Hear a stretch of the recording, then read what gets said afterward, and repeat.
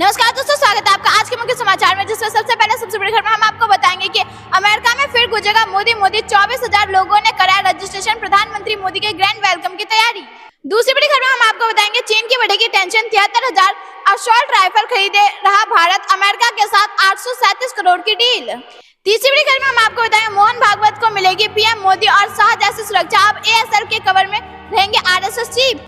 चौथी बड़ी खबर में हम आपको बताएंगे यूक्रेन पर हमला करने वाला एक और दुश्मन, बॉर्डर पर तैनात की 1 लाख सेना, टेंशन में जेलेंस्की।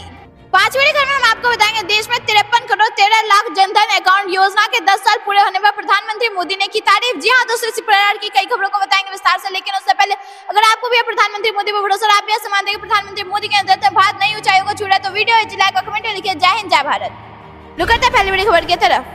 अमेरिका में फिर गूंजेगा मोदी मोदी, 24,000 लोगों ने कराया रजिस्ट्रेशन, प्रधानमंत्री मोदी के ग्रैंड वेलकम की तैयारी। जी हाँ दोस्तों, हम आपको बता दें कि प्रधानमंत्री नरेंद्र मोदी सितंबर माह में अमेरिका में होंगे। इस दौरान वो भारतीय और अमेरिकियों को संबोधित करेंगे। इस मेगा कार्यक्रम की तैयारी अभी से शुरू हो गई। इस कार्यक्रम में शामिल होने के लिए 24,000 से अधिक लोगों ने अपना पंजीकरण करा लिया है।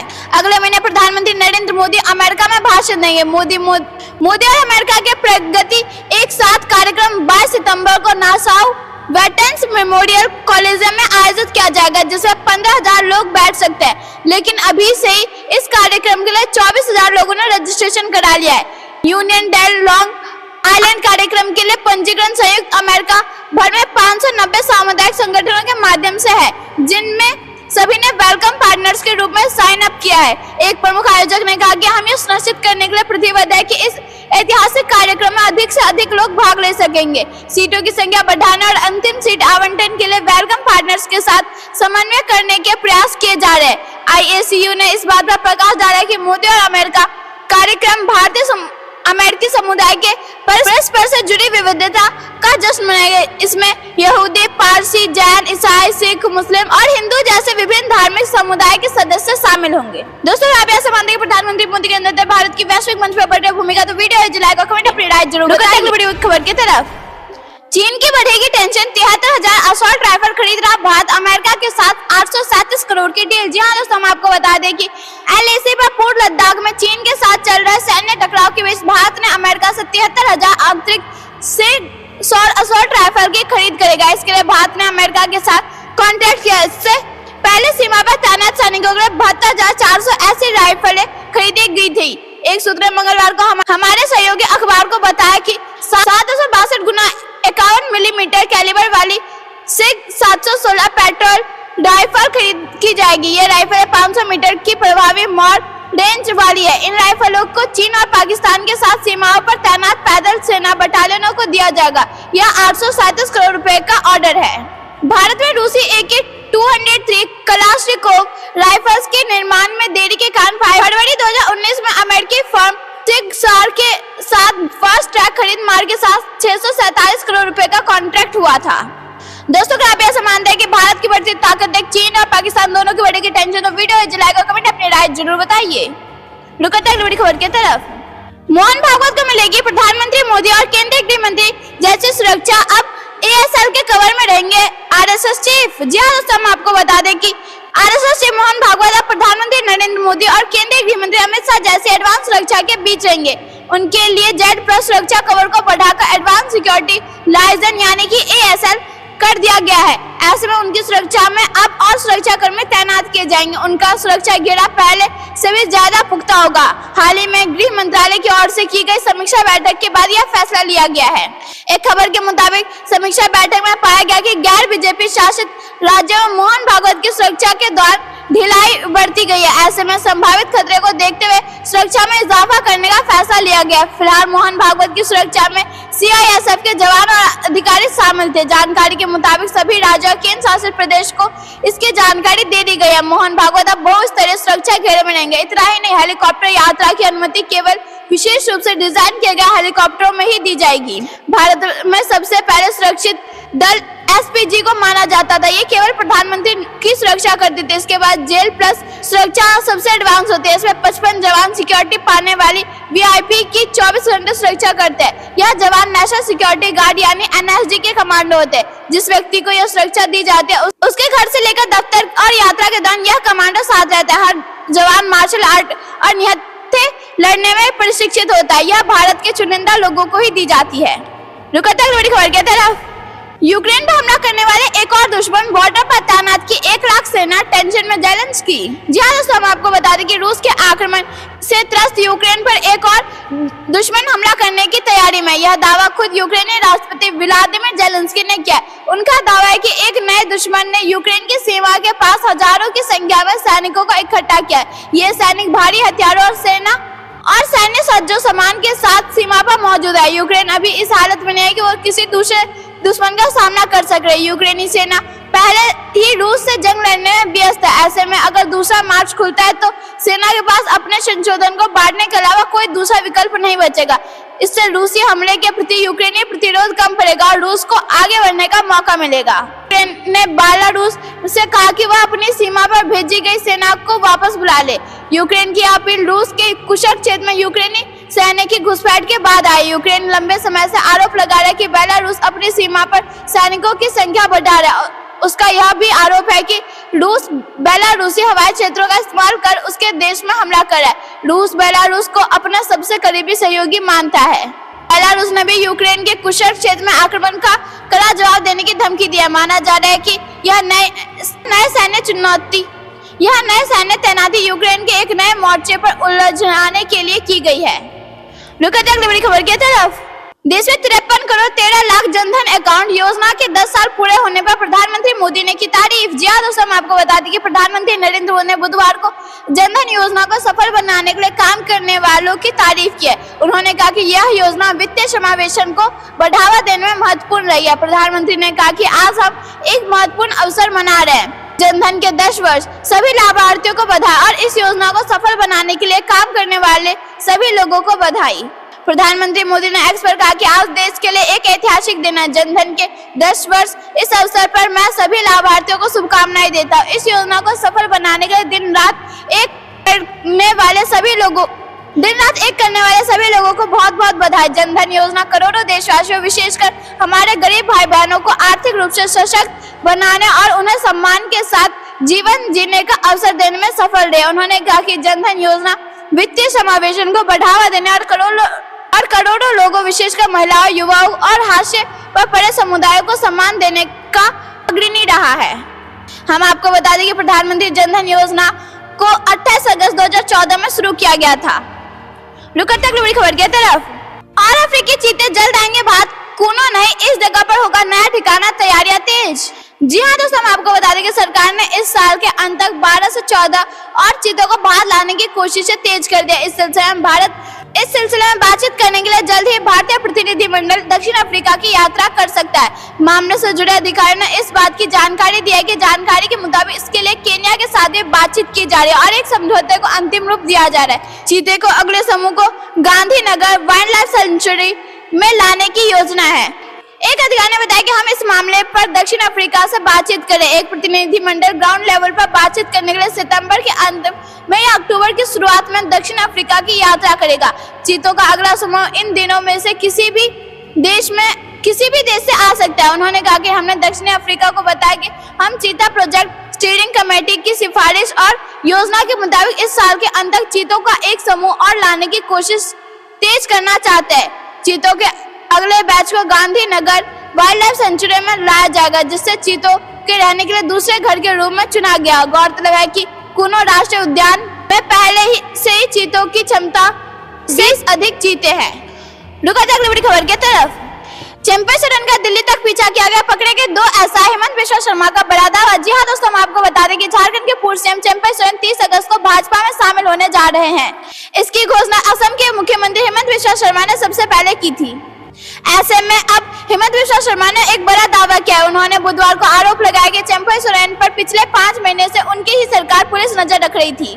हेमंत ने कहा कि चंपई सोरेन के करीबी लोगों ने दिल्ली के एक होटल में झारखंड पुलिस की विशेष शाखा के 2 उप निरीक्षकों यानी कि एसआई को उन पर नजर रखते हुए पकड़ा था।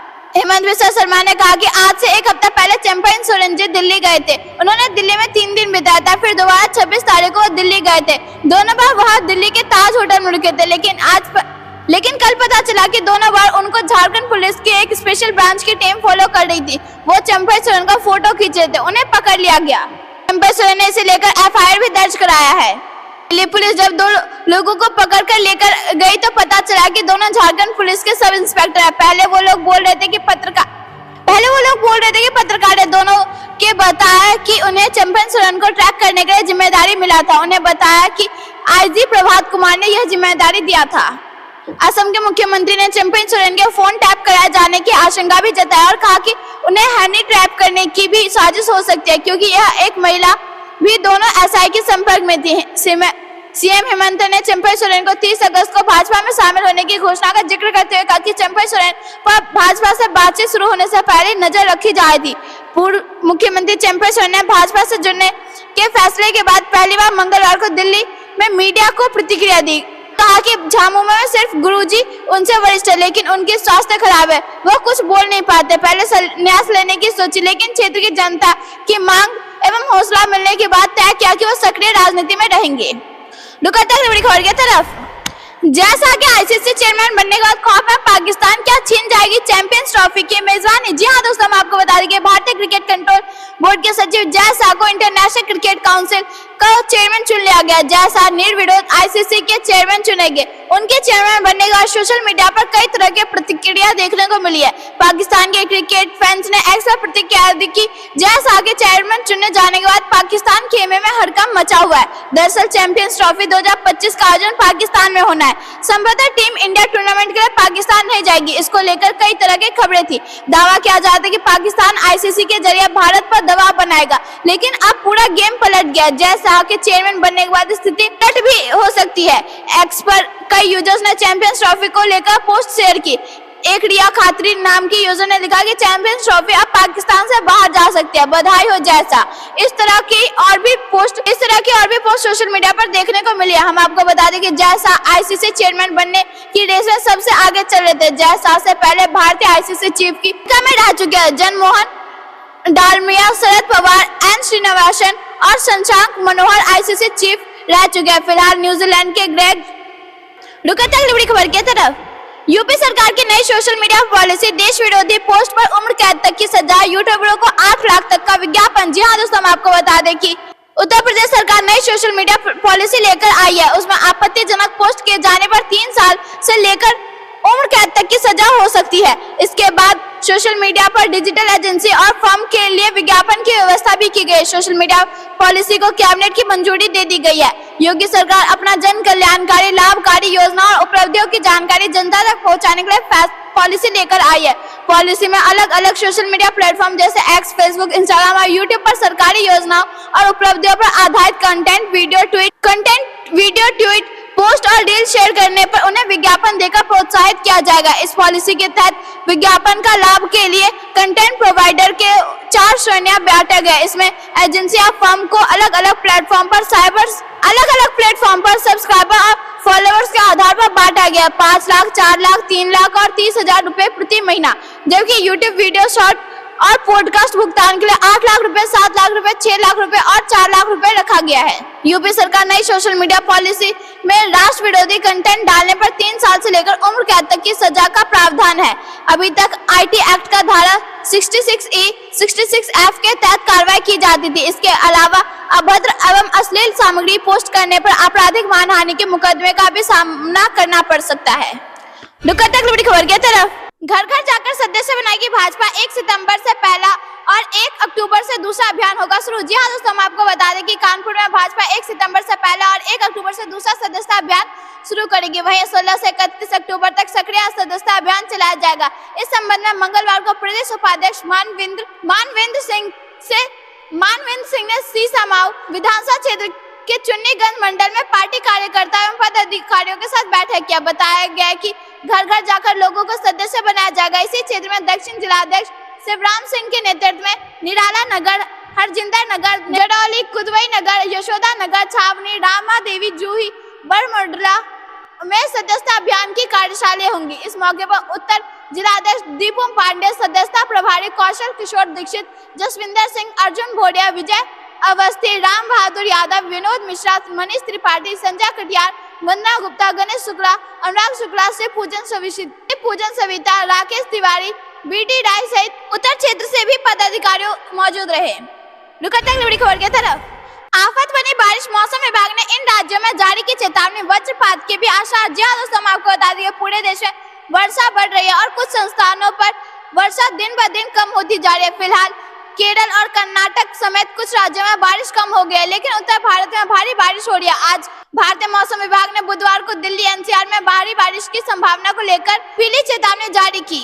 साथ ही राजस्थान के पूर्वी दक्षिण जिलों 3 दिनों में भारी बारिश हो सकती है। कोटा, भरतपुर, अजमेर, उदयपुर, जयपुर, साथ ही अजमेर, अलवर, बारा, भरतपुर, भीलवाड़ा, बूंदी, चित्तौड़गढ़, दौसा, धौलपुर सहित कई जगहों पर लगातार बारिश के कारण बाढ़ की स्थिति पैदा हो सकती है। दिल्ली एनसीआर में धूप छांव का खेल जारी रहेगा। आईएमडी के अनुसार दिल्ली एनसीआर में आमतौर पर बादल छाए रहने और हल्की से मध्यम बारिश और गरज के साथ बौछार के पड़ने की संभावना है। दिल्ली में 30 से 40 किलोमीटर प्रति घंटे की रफ्तार से हवा चलने की अनुमान है। भारी बारिश के मद्देनजर आईएमडी ने देश के कई राज्यों रेड अलर्ट की घोषणा की है। गुजरात, कोंकण, गोवा, दक्षिण कर्नाटक, पूर्वी राजस्थान, छत्तीसगढ़, झारखंड, पश्चिम बंगाल और अरुणाचल प्रदेश के लिए रेड अलर्ट घोषित किया गया है। बड़ी खबर की तरफ, सपा कांग्रेस वालों के दिमाग में घुस गया जिन्ना, देश को बांटने का कर रहे काम, सीएम योगी खैर में गए। जी हाँ दोस्तों, हम आपको बता दें कि उत्तर प्रदेश के मुख्यमंत्री योगी आदित्यनाथ बुधवार को अलीगढ़ के कस्बा खैर पहुंचे। यहाँ गुरुकुल पब्लिकन स्कूल में रोजगार मेले का शुभारंभ किया। मुख्यमंत्री ने कृष्णा और रुद्र नाम के बच्चों का अन्नप्राशन किया। यहाँ टैबलेट लाभार्थियों का प्रमाण पत्र वितरण और 700 करोड़ से अधिक की लागत के 304 विकास कार्यों के लोकार्पण एवं शिलान्यास किया। सीएम योगी ने कहा कि स्वामी हरिदास बलदाऊ की भूमिका से प्रख्यात जिले में सभा का स्वागत करता हूं। खैर से आपने अनूप प्रधान को विधायक चुना, अब वह संसद चुने गए हैं। सीएम योगी ने कहा कि यहाँ 2014 के पहले ही विकास हो जाता, लेकिन उन्होंने कुछ नहीं किया था। हमने कोई भेदभाव नहीं किया, सबको बिजली, सबको रोजगार दिया। 2 करोड़ युवाओं को प्रदेश में रोजगार दिया, सभी को पानी और सड़क दी है। जाति के नाम पर नहीं, मजहब के नाम पर नहीं, किसी ने जाति नहीं पूछी। मोदी का मंत्र है सबका साथ और सबका विकास, लेकिन अराजकता फैलाने की छूट किसी को नहीं देंगे। बेटियों की सुरक्षा की छूट नहीं देंगे। अगर दुस्साहस किया तो उसका सीधा रास्ता यमराज के पास जाता है। देश को आगे ले जा रहे विपक्ष अफवाह फैलाया जा रहा है, अराजकता फैला रहा है, जातियों में बांट रहा है। वीर पुरुषों का अपमान विपक्षियों ने किया, भाजपा ने सम्मान किया। राजा महेंद्र प्रताप के नाम पर बना विश्वविद्यालय इसका उदाहरण है। दोस्तों, आप सीएम योगी की बात से सहमत हो तो वीडियो को कमेंट अपनी राय जरूर बताइए। बड़ी खबर की तरफ, प्रधानमंत्री मोदी ने पहले योजना से ही लगा दिया मास्टर स्ट्रोक, 53 करोड़ लोगों को फायदा, पूरी दुनिया ने की तारीफ। जी हाँ दोस्तों, हम आपको बता दें कि प्रधानमंत्री नरेंद्र मोदी ने साल 2014 में पहली बार केंद्र सरकार की कमान संभाली, तभी से उनके मन में कुछ बड़ा करने की योजना चल रही थी। प्रधानमंत्री पद संभालने के महज 2 महीने बाद ही प्रधानमंत्री मोदी ने लाल किले की प्राचीर से पहले ही घोषणा कर दी, जो मास्टर स्ट्रोक साबित हुई। प्रधानमंत्री की इस योजना की तारीफ पूरी दुनिया में हो रही है। इतना विपक्ष भी इसका खूब तारीफ करे। 10 साल पहले शुरू हुई इस योजना का अब तक करीब 53 करोड़ लोगों को फायदा मिल चुका। हम आपको याद दिला दें कि 15 अगस्त 2014 को प्रधानमंत्री मोदी ने जब स्वतंत्रता दिवस पर लाल किले की प्राचीर से अपना पहला संबोधन दिया था, तो उन्होंने 2 योजनाओं का जिक्र किया था। इसमें पहली थी जनधन योजना और दूसरी स्किल इंडिया मिशन। आज यह दोनों योजना 10 साल पूरी कर चुकी है। इसमें सबसे सफल है जनधन योजना का फायदा अब तक 53 करोड़ लोगों को मिल चुका है। इस खाते में किसी भी व्यक्ति का मिनिमम बैलेंस रखने की जरूरत नहीं है। योजना के 10 साल पूरे होने पर प्रधानमंत्री मोदी ने इसकी तारीफ की है। उन्होंने ट्वीट किया कि आज हमारे लिए योगदान यादगार दिन है। जनधन योजना के 10 साल पूरे होने पर सभी लाभार्थियों को बधाई और उन सभी लोगों को आभार जिन्होंने इसे सफल बनाने में अपना योगदान दिया। बड़ी खबर की तरफ, 29,000 करोड़ का प्रोजेक्ट, 10 लाख को रोजगार, मोदी कैबिनेट का फैसला। जी हाँ दोस्तों, हम आपको बता दें कि प्रधानमंत्री नरेंद्र मोदी की अध्यक्षता में बुधवार को हुई कैबिनेट बैठक में राष्ट्रीय औद्योगिक गलियारा विकास कार्यक्रम के तहत 12 इंडस्ट्रियल स्मार्ट सिटी तैयार करने को मंजूरी दी गई। सरकार इस प्रोजेक्ट के लिए 28,602 करोड़ रुपए का निवेश करेगी। सरकार की ओर से कहा गया कि इस प्रोजेक्ट में 10 लाख लोगों को रोजगार मिलेगा। केंद्रीय मंत्री सूचना एवं प्रसारण मंत्री अश्विनी वैष्णव ने कैबिनेट के फैसले के बारे में बताया कि केंद्रीय मंत्रिमंडल ने 12 इंडस्ट्रियल स्मार्ट सिटी को मंजूरी दी है। इस पर 28,602 करोड़ रुपए का निवेश होगा। प्रस्तावित 12 इंडस्ट्रियल स्मार्ट सिटी के जरिए 1,52,000 करोड़ रुपए के निवेश संभावनाएं पैदा होंगी। कैबिनेट की बैठक के बारे में जानकारी देते हुए केंद्रीय मंत्री अश्विनी वैष्णव ने बताया कि पिछले 3 महीनों में 2 लाख करोड़ के इंफ्रास्ट्रक्चर प्रोजेक्ट को मंजूरी दी गई थी। आज कैबिनेट ने 12 नए इंडस्ट्रियल स्मार्ट कॉरिडोर को मंजूरी दी है। इसमें 10 राज्यों में करीब 10 लाख रोजगार पैदा हो गए। स्मार्ट कॉरिडोर को तैयार करने में 28,602 करोड़ की लागत आएगी। दोस्तों, अगर आप यह समझते हैं कि प्रधानमंत्री मोदी ने इतने बड़े रोजगार के अवसर, तो वीडियो लाइक और कमेंट अपनी राय जरूर बताइए। रुक खबर की तरफ। अब लोन सेक्टर में आएगी क्रांति। आरबीआई लॉन्च करेगा यूएलआई। जी हाँ दोस्तों, हम आपको बता दें कि पूरी दुनिया एक तरफ भारतीय रिजर्व बैंक के यूनिफाइड पेमेंट इंफ्रास्ट्रक्चर का जमकर बोलबाल हो रहा है, जिसके बाद अब लोन सेक्टर में क्रांति लाने के लिए आरबीआई देश में यूनिफाइड लैंडिंग इंटरफेस यानी कि यूएलआई लाने की तैयारी कर रहा है। इसके आने से अब कर्ज लेना और भी आसान हो जाएगा। एक निजी कार्यक्रम में आरबीआई गवर्नर शक्तिकांत दास ने कहा कि इससे किसे और कैसे फायदा होगा। आरबीआई ने लोन सेक्टर में काम को आसान और सहज बनाने के लिए उद्देश्य से बीते साल यूएलआई की पायलट योजना की शुरुआत की थी और अब इसे जल्द लॉन्च किया जाएगा। इसे इंटीग्रेटेड लोन प्लेटफॉर्म को खास तौर पर छोटे और ग्रामीण क्षेत्रों के लिए लोगों के लिए आसानी से और कम समय में कर्ज मुहैया कराने के लिए तैयार किया जा रहा है, जिससे यूपीआई के आने के बाद पेमेंट सिस्टम में क्रांति देखने को मिले। इसी प्रकार लोन सेक्टर में भी बदलाव होंगे। दोस्तों, ये थी दिन भर की सारी जरूरी और बड़ी खबरें। अंत तक बने रहने के लिए बहुत बहुत धन्यवाद। अगर आप भी प्रधानमंत्री मोदी का करते समर्थन तो वीडियो लाइक और कमेंट लिखिए। जय हिंद, जय भारत।